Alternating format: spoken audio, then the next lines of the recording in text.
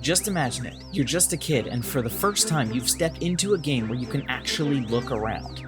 Every game you've played before was 2D. Not bad games, mind you, but no matter how good gameplay is, if your game doesn't feel good, then it's not a good game. And the camera is the most important part to making a game feel good. So, what makes a camera feel good?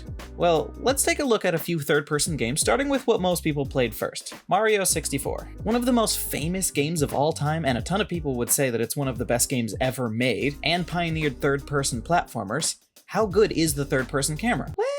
It's not great. And it aged really badly at that. The camera doesn't move where you want, it's inverted, and it's really restrictive because of how big the camera body is. We'll get onto that later. Now I know I literally just said that if a game feels bad, then it is bad, but let's keep in mind this game didn't exactly have a lot of competition, and its controls at the time was fun. But what people miss about the 64 camera is the point wasn't to control it. It was the first third-person camera, and the designers knew that and designed it to be as autonomous as possible. And it did a pretty good job at that, most of the time. One thing it was pretty good at is at the direction that you're moving, the camera will prioritize looking in that direction. But it has a huge camera body. The goal of a physical camera body is to not clip into objects, but it's way too aggressive in this game.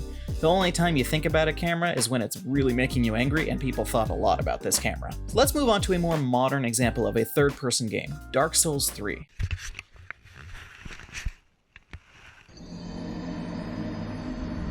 The camera in this game is really good. It lets you look almost all the way down, it lets you look almost all the way up, it's very responsive, and it's just big enough not to clip into the terrain. It also has a lock-on system, which you can see a lot more in console games than in PC games. One more aspect about this camera system is its dampening. If a camera doesn't do this, it has a risk of making some players feel sick after making some sharp turns, and this game has a pretty good system for dampening. But one issue that I have with this is that when you're running to the side, you can kind of lose track of where you're going, and I have an issue with this system on how fast it can kill you, but it's hard to stop that from happening if you have fall damage and a camera that moves when colliding with walls. So learning what I can from both of those systems, here's my system. I have a Cinemachine free look third-person camera, and all of the settings have been very carefully tweaked to fit the style very similar to Dark Souls 3. These three circles here are called rigs, and it shows how far away and high up the camera can be. I have one that's actually below the ground, and it very slightly pivots up as you get to the bottom, so if you wanted to look to the ceiling, you can. And if you're on a ledge, you can see that too. I also made a similar dampening system to Dark Souls 3, but I made it so that after the player starts moving, it'll start catching up to where the player is heading so that you don't feel like you're at the edge of the screen. This way you can almost see where you're going. The movement system and character model are super basic right now, and I haven't gotten any combat functionality completed,